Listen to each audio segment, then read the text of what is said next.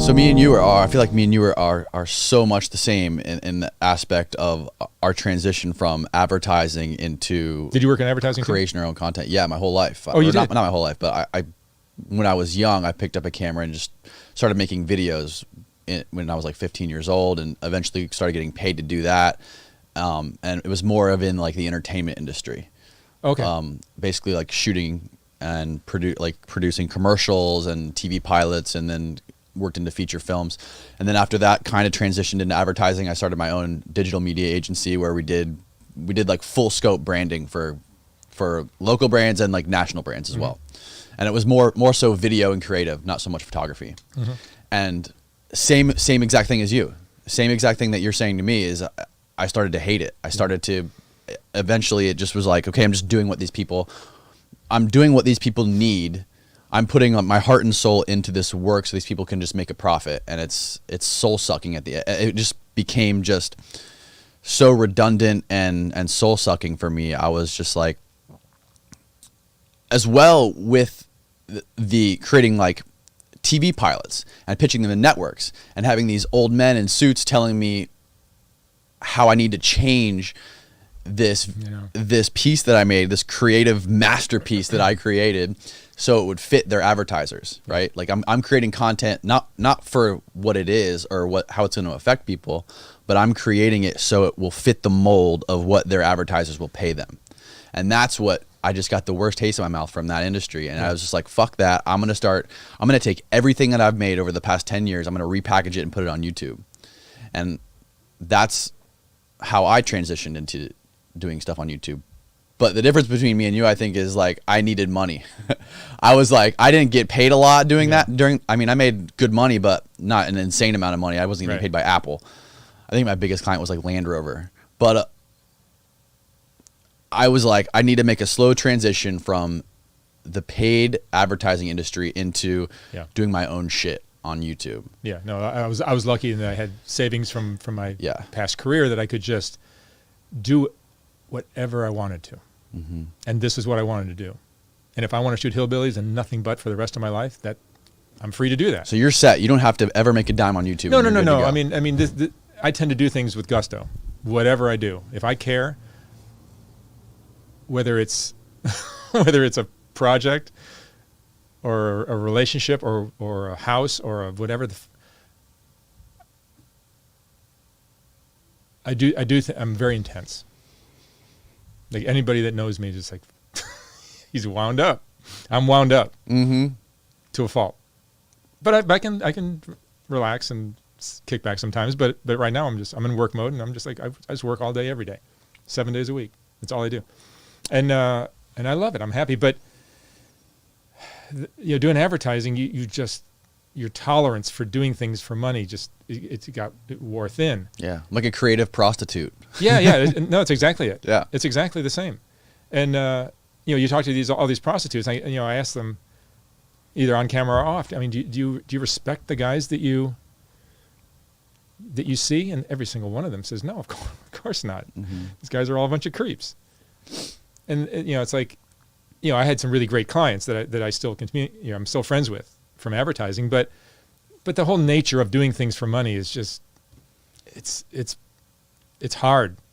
You can do it once in a while. Okay, I just did it last week, and it's like, okay, it was cool, nice client. But it's nice if you could pick and choose, right? It'd be nice if you could pick and choose, but this project for me is a reaction to all the stuff I did for money. So there's no way, like let's say some big network picks it up and wants to do a version of this channel. Let's say they offer me $1 gazillion and say, yeah, but you need to, whenever the girl talks about how she got had sex or raped when she was 6 years old, you got to cut that out. You got to tone that down. We can't include that. That's too dark. Then I just would turn it down, because I'm not doing this for the money. I'm doing it because it's real. That's amazing, man. Like you're traveling, and that's maybe why people respond to it, because it's clearly it's just raw. It's as raw as I possibly could make it, and it's just real life. It's just these are all real stories. I'm sure some of them are embellished. That's what we do. And you tell me about your high school days. I'm sure you're going to tell a story where the gym coach was like 350 pounds and he was 7 feet tall. when he actually was like 6'2" and he was 220 pounds. But that's what happens with stories over the years. But the rawness of these and the realness of it, it's just that's why I think the audience has grown so quickly. So you're traveling the world. You're traveling the country. I'm trying to make it right? just the country. If I did the world, I think it would it would take time off my life. And you've been in Florida for 3 days now, right? It'll be a total of 48 hours. And I'm guessing you're working at least 8 to 10 hours a day. More than that. And you're doing this without making any money. Yeah. No, that's insane. These sex offender videos. You think I'm going to make any money on that? Look, No. What I paid each of these 10 guys is a lot. For a pedophile to come on and tell you everything that he's done, which all these guys did, and some of them were victims of stings and stuff like that, so their stories are not so damning. But a lot of these guys have these horrific stories that just make the hair stand on the back of your everything. It cost me a lot of money to get these 10 interviews. And I'm not going to make a penny on. I may make $15, $20, $30. Would it be a nice thing to happen for a couple years down the road for Netflix to that come would to be you? good. That would be good. And if it ever did, that would be a nice. You would like that. Yeah, no, that would be helpful because what I could do with more financial support would make what I'm doing now pale. But I just don't want to spend that kind of money on something that I can go broke. And even though I might have a lot of money, I can burn through that. Well, I mean, if you don't have money, you may not be making dollars, but you're certainly gaining influence online. I mean, you have over 1 million subscribers. Yeah. You have a lot of attention. I don't even know. I mean, it says I have a 1.4 million subscribers, but I don't think I do because, like the video I posted today has, or let's say the one yesterday. I got my Wi-Fi turned off, but let's say the video I posted yesterday has 30,000 views. Or maybe 60,000 views. That to me tells me that I have about 60,000 subscribers, not 1.4 million.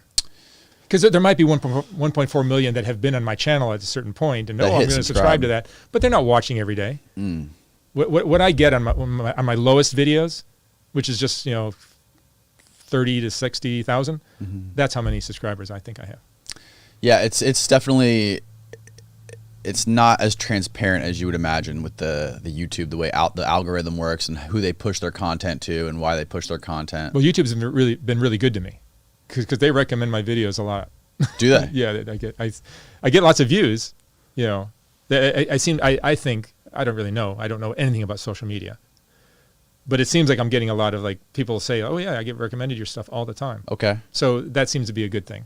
So I think YouTube's been good to me, even though they do demonetize a lot of my stuff.